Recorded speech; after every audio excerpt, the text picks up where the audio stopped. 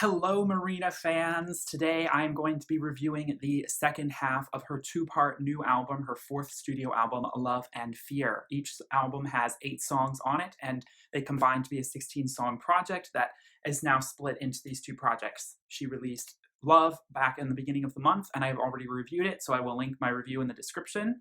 And so I'm going to be talking about the Fear side. Obviously, a lot of anticipation around a Marina album. It's been 4 years since Fruit. But this time we're getting almost kind of 2 albums in one, which really does feel like making up for lost time. And I love the concept of this record. The psychological basis for the idea of this album and the title comes from a quote from a famous psychologist that she has been studying, Marina, because she actually took a course in psychology while she was creating this record. That talks about how, and I definitely believe and agree with this, that all human emotion stems from either the emotion of love or the emotion of fear, and that everything we do comes from, branches out from those two points. And so when she was crafting this record, she at first thought she was going to narrow it down to be like a 12-song thing, and she was kind of having trouble seeing it as like a cohesive body of work. She wasn't really feeling a through line in the same way as previous records. So she thought, oh, you know what, why don't I split the album in half and put songs that not necessarily are all more positive, but definitely songs that come from a more place of love in terms of the inspiration or the message, and the songs that come a little bit more from a place of fear or insecurity, and I'll put them on the second half. This doesn't mean that every song on the love side is completely happy and, free of any sort of insecurity or possible inkling of doubt. Although it is quite positive, there's little bits in there, especially in a few of the songs towards the end of the record where that creeps in.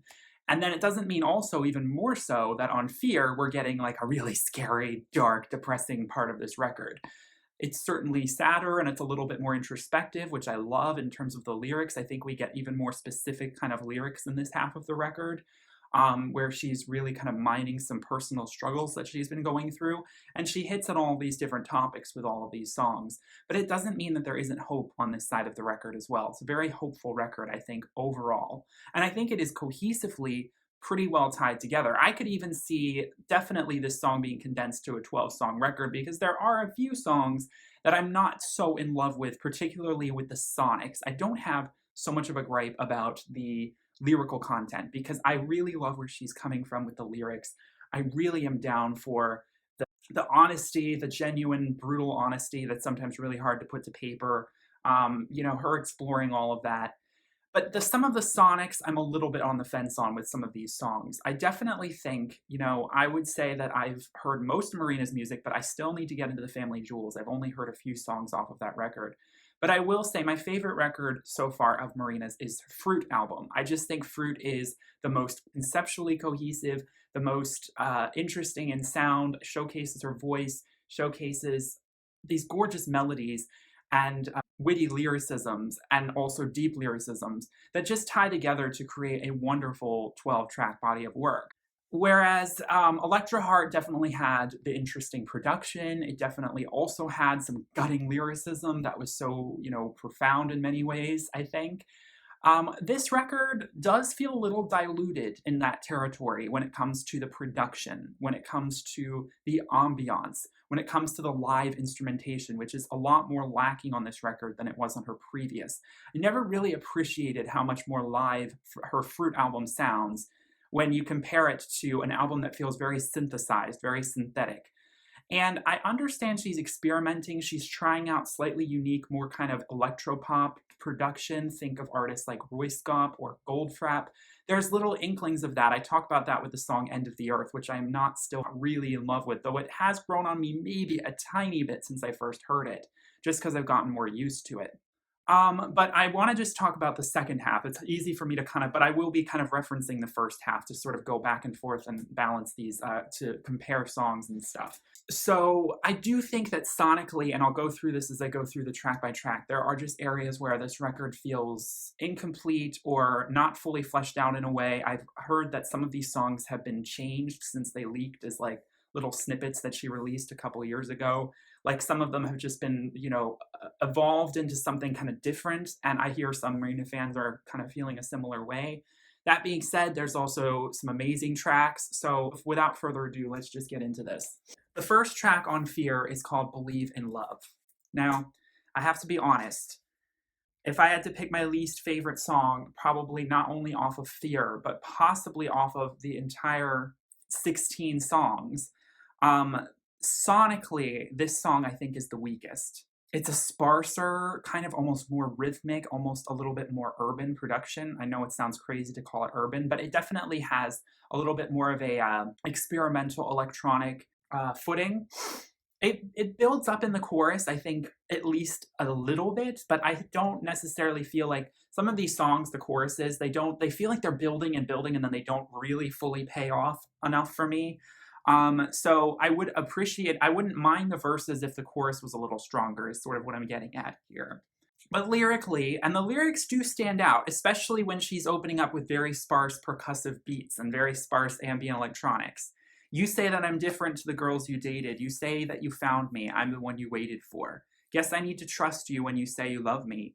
Every day you say that you've been thinking of me. And my mood, it changes all the time. I smile with tears in my eyes, but I can't be acting like this, doubting you for the rest of my life. I need to believe in love. Why is what you give never enough? Losing you is what I'm afraid of. I need to believe in love.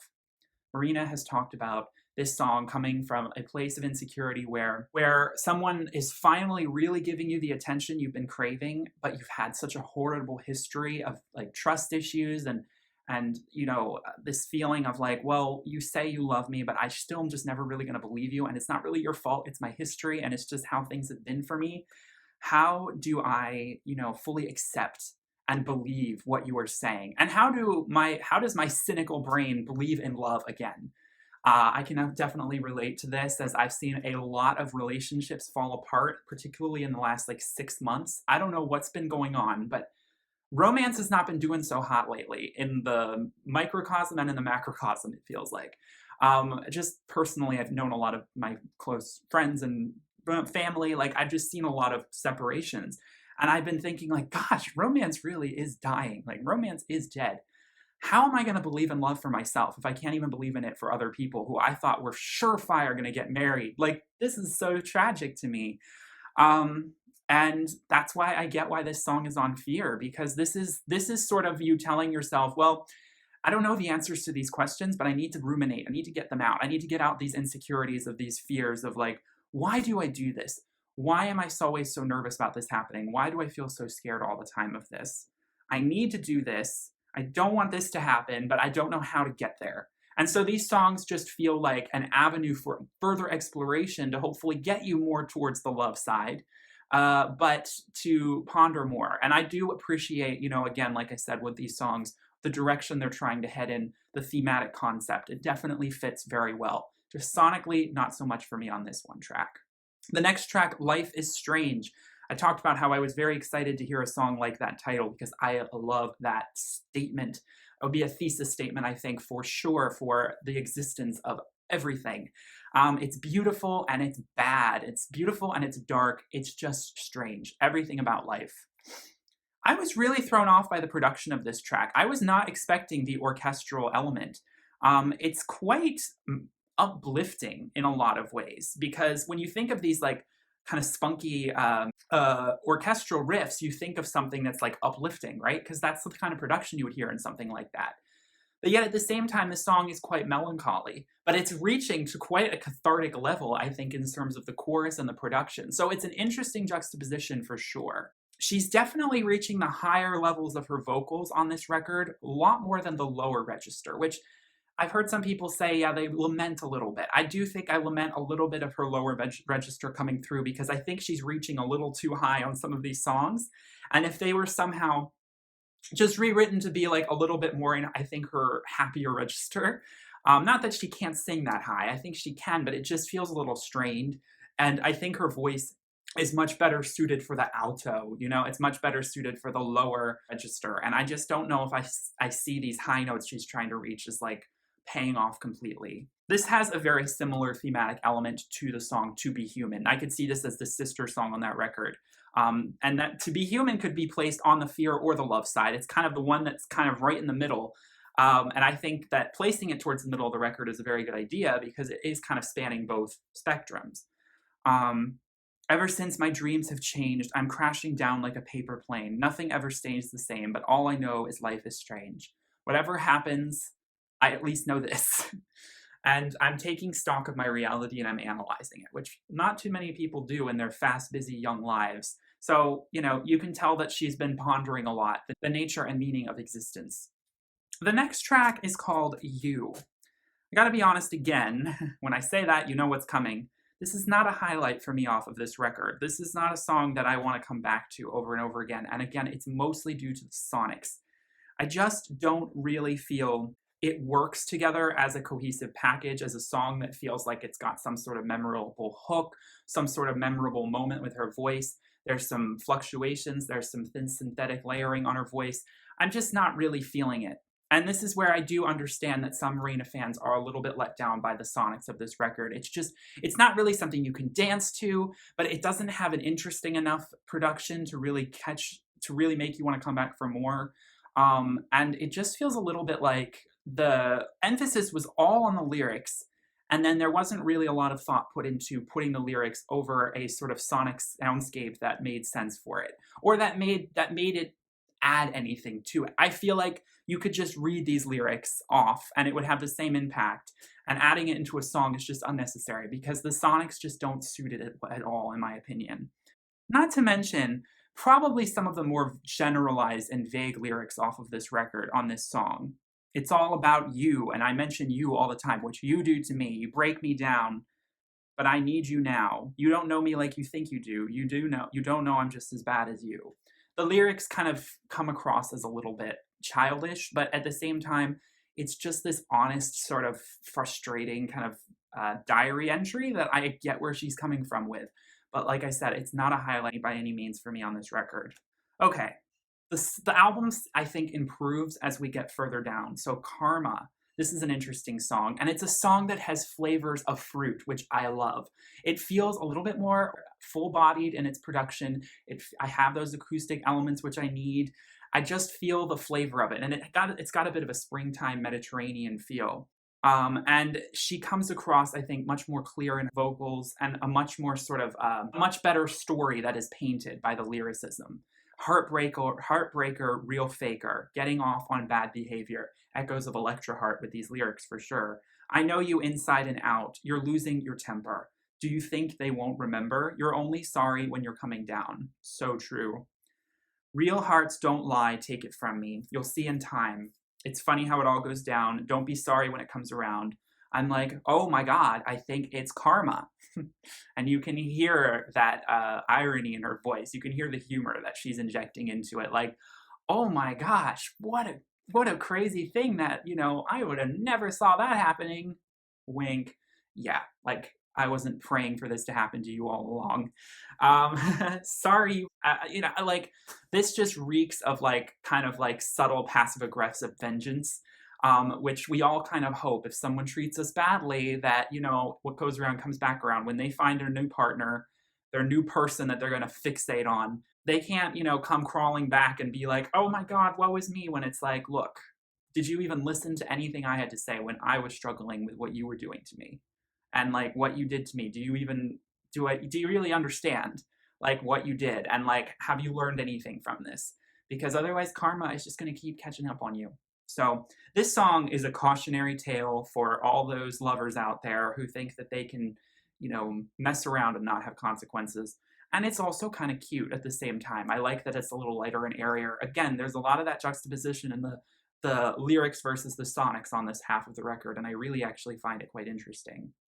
Okay, Emotional Machine. I think it's safe to say that this is my favorite song, not only possibly off of this half of the record, but off of the whole album entirely. Though Handmade Heaven is still high up there, so I'm a little bit torn between this song and Handmade Heaven, and then there's one other song we're going to talk about. But remember, Marina actually co-wrote a lot of these songs, so she decided to work more with other people this time around. So you can hear a lot of different flavors, people going in different directions. This song, if you heard of the New Zealand group Broods, I hear a lot of Broods' influence, particularly on their most recent record, which I know I never got to review on this channel. I'm sorry, I can only review so many records. Otherwise, I just feel like I'm not doing the records justice if I'm just filming a quick 8-minute review. So I haven't been able to review a lot of stuff that I've been listening to. But they have a new album out called Don't Feed the Pop Monster. The female vocalist Georgia, she has this beautiful simmery voice, and Marina's really channeling that along with the electro production. This song just caterwauls kind of forward at you. It starts out like coming, it literally embodies the sort of in like a line, in like a lamb, out like a lion. I know the phrase goes the other way around, but the song feels so soft and innocent like a lamb at the beginning, and I love it. The ambient, sparse, echoing reverb electronics and that keyboard is just lilting us into this story arc. It's hard to see that you want to be free because I don't love you in the way that you want me to. Cut from devotion, lost in an ocean, out of emotion for you. I'm a machine, unemotional being. Now, it's interesting. The lyrics I'm seeing here say unemotional as in one word, and I thought it was an emotional being. So I'm not entirely sure. I'm on Genius's lyrics here. I'm not entirely sure if that's correct. Please let me know in the comments. But I guess that changes my interpretation of the song entirely if she's actually saying she is not an emotional machine. Since I was a teen, cut my feelings off clean. Guess that really does make sense. Gosh, this is so crazy. I'm like actually reassessing this entire song. It makes perfect sense. Cut my feelings off clean. It's no excuse to treat me like you do. My perception is skewed because I know what you went through. Should I pretend that you don't exist? Should I act like you're somebody I miss? It does come across actually in a way like that. Like she doesn't know how to feel anymore, even though this song is full of feeling. This song feels to me like an emotional catharsis. But at the same time, it's coming from a place of apathy. It's coming from a place of stolid sort of observation of her own mental state and of where she's assessing things are happening to her in terms of romance. And when she even says, it's hard to see that you want to be free, I don't know if she's necessarily talking to someone else. I think she's talking about herself. This song feels to me like a moment, and I have these all the time, where I have that higher part of myself that I communicate with or that I talk about, and I'll talk about myself in the and I won't be like I'll be saying you. What do you want to do? You know. So I think that's how I'm viewing this, is like this inner monologue, and so it's not so much about external feeling. Also, I've looked this up. It was performed alongside Georgia Knott of Broods, and who co-wrote the song and provides backing vocals in the studio version. That makes sense. Okay, now I know why I'm hearing that, because I was like, that sounds eerily like Georgia's vocals. She's actually on the studio cut. So they harmonize beautifully. Like, this is just pure orgasmic vocal harmonizations over an amazing kind of soft, airy ambient electro beat. Highlight song, don't want to miss it. Full of emotion, but like hard to describe, hard to get a flavor of until you like fully experience it, especially in headphones. Too Afraid. Storytelling really comes through on this track. I want to change, but I don't know how. I've been trying to turn my life around. Someone commented out that that like melody line sounds very similar to turn my life around. So enjoy your life. It is a very kind of similar little copy moment from earlier, but hey, she's plagiarizing herself. She can do it. I've been to every party, every bar. Nothing thrills me in this city anymore. Handmade heaven tease, right? I guess I didn't know if I was happy. I can't pretend. Been feeling like I don't belong. I've reached an end. What can I do? I hate this city, but I stay because of you. Just too afraid. That's why I stay. Get on the train, I go underground. People look so lonely with eyes turned down. This isn't living. This isn't how I thought my life would be. God, I need to get out. I love when her lyrics get more specific. It goes even further than that. I could definitely relate to this feeling of wanting to kind of branch out, and just because life is short and you kind of want to be spontaneous, but there's parts of your brain that are terrified of that spontaneity, that adventure. It's because it's a risk, you know, moving somewhere new, moving somewhere you've never been. It could be amazing or it could all go terribly. Trust me, I know. So I have that so much in my own space right now, where I could just like go off and be a completely different person, move to a completely different city. But you know, I might want to stay because I want to keep these connections, but it's like, shouldn't I be living my life for me? You have to find that right kind of balance and understand like, well, moving isn't going to fix all my problems. You know, so maybe I should focus on like trying to live my life as best I can here. and then like analyze whether it's actually the best idea for me to move. Like, is the payoff great enough, or is it like good to wait a little longer? You have to take stock of your situation, and again, that's what this album is doing. This is like her just sort of like framing her perspective around her fears and insecurities and emotions and feelings and relationships she's dealing with. You can tell that this song came directly from these darker inner emotions that she was dealing with personally. This whole record's personal, but this song feels especially personal. And I definitely love that lyric about the trains as they go underground, because I ride a train a lot and we go underground, and I can vibe with that sort of imagery. Although I must admit, I kind of like how we're all in our own little world. That's just the sort of introvert in me kind of liking that kind of comfortable space. But, you know, metaphorically, it does kind of show a lot, doesn't it, about our society. The penultimate track, No More Suckers. I like that there's a little bit of a middle finger moment on this record. It's not all so serious, and I think that this levity that comes towards the end of the album is really needed. Because, I mean, she's making great points, but it's very cheeky and it's kind of fun. Wave goodbye to the suckers in my rearview mirror. Don't reply to your text. Can I make it any clearer? Why can't you help yourself? Never ask me how I am. Yeah, you never get the check. When you stay over, you eat all of my food. That lyric made me laugh. Yeah, you messed up all my towels, but this time I'm checking out. You know? So venting out just like this frustration that you constantly lower your standards for people who aren't worthy of your time. I've recently experienced this a lot, where I can constantly, I feel like I'm going to still continue to do this, because sometimes we are just all really lonely and we want someone who's giving us attention. But like, I just, every time I come back from a date where I just feel as though my time was completely wasted, and it doesn't, I haven't had dates where I felt like abused or anything, but like, you do kind of think like, they weren't worthy of my time. Like, I don't want to do this ever again. I don't want to leave a date or leave a moment or hang out with someone and just be like, ooh, I'm glad that's over. Like, I hate that feeling. Like when you're with someone and you're just trying to be polite, but like, cause you want to be the bigger person, but like, you're just like, there's going to be a point. There's going to be a point. And so, I've had so many moments where like, I've paid for people's meals and stuff when, I was the one who drove an hour to see you, and you're not going to pay for your own food, and like, we're not really in a relationship, so like, what's the deal here? Not to mention, everything we do is kind of your idea, like, and listening to you speak, and so I've had that happen for sure. People just far too often take advantage of you. And again, this song does have this sort of like more bubblegum feel. It's very exuberant, it's very like lighthearted in a way.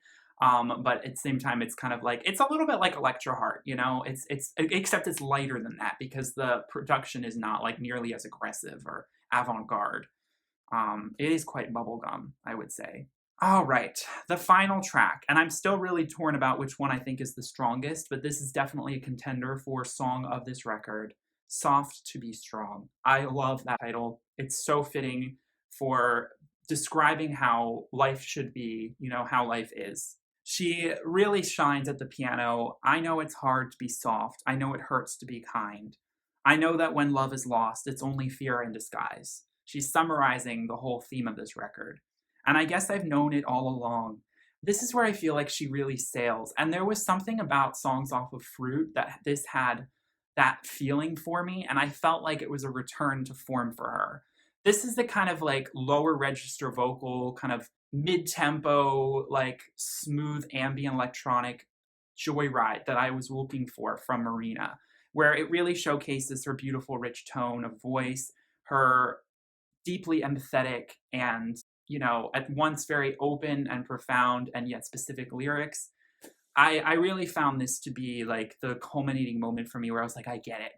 I'm so glad I'm hearing this Marina come through, because a lot of the rest of this record is very kind of scattered, and a lot of it feels like it's trying possibly a little, either not enough or a little too hard. I don't know necessarily how I feel about it, but it's just not quite clicking for me. The truth is, you have to be soft to be strong.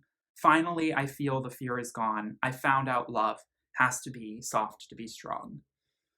We fight with love. Put down your weapons of steel and pick up your weapons of the heart. Because the heart can be a weapon. No, that's not necessarily where this song is going, but it's just saying like the true strength comes from gentleness, from compassion. from patience, you know, from understanding. And that's the ultimate sort of path of enlightenment. Because aggression, it ain't going to get you anywhere in the long run. Maybe in the short term, you might get what you want, but it's going to leave you feeling hollow and it's going to leave you feeling greedy and needy for more. But if you learn to soften, people think we've been taught in society that that's a feminine thing, that that's a negative way to be. People shouldn't be soft. They need to be hard. They need to be tough. No, no, no, no. We're unwinding all that patriarchal crap, okay? We need to teach boys to be soft. That's true strength. It doesn't mean, you know, physically necessarily. It's metaphorical. It's about your emotions. It's about being vulnerable. It's about listening to them, listening, you know, working with them, and then also using them to understand other people, you know, empathizing with others, you know, realizing it's not all about you and realizing that your effects, affect other people. So learning how to, you know, find that balance with the world and not feel like you need to fight it all the time. It's such a cathartic and needed space to give you peace of mind. But it's really hard because our society still teaches us, men and women, it teaches women this too to some degree, that, you know, you got to really fight, you know, all the time. But how are you fighting? You need to really examine that because there's, you know, different kinds of fighting. So a great thesis statement for this record, a great moment of reflection, of melancholy, of bittersweet. It has that melody that just soars, like I said, on the water. Like it's light on its feet. I'm in love with this track, and it's a beautiful way to close the record.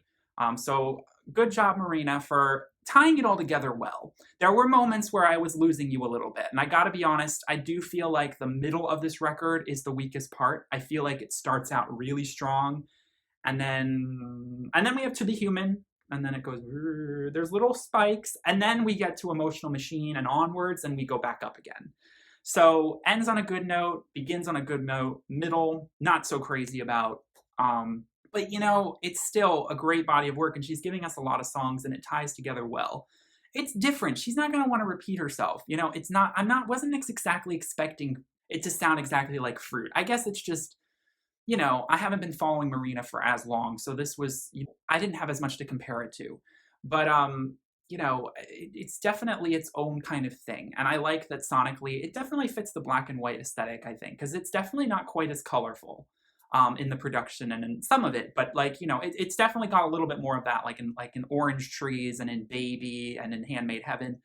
But a lot of it is very stark. And the production mirrors that in a lot of ways. It's just not quite the kind of production I'm used to for Marina or that I prefer. But be that as it may, especially if you're trying to keep songs very pop. You know, you could go completely in the other direction and go alternative, but she's not really going there. But she kind of wants her foot in both worlds, and I don't know how it pays off so much.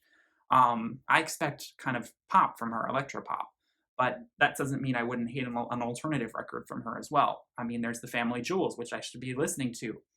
I definitely have listened to some of it. I need to listen to more of it, and I don't know if I'll review it on this channel. We'll see if I get the chance. Don't hold your breath, because I've just got so much, you know, stuff I also want to review, and it's like there's a list and only so much time that I can spend to this. But let me know in the comments your thoughts on this record, what you think of Fear, what you think of Love, what you think of them together, your thoughts and opinions. I'm just my opinion, remember, so, you know, please feel free to disagree, because I'm sure a lot of fans will on certain tracks. So I hope you guys enjoyed this review. Thank you so much for clicking. Like I said, my review of the Love side will be linked in the description. You can also check out other Marina reviews I have on this channel. Thank you guys so much for clicking. Please like and subscribe if you enjoyed. Peace, love, and light. Bye.